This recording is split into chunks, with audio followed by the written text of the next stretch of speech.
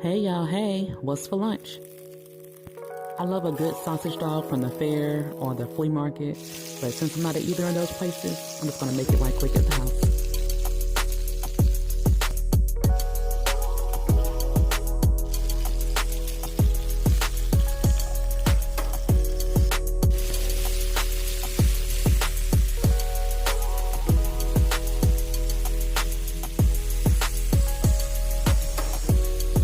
Listen to that sizzle.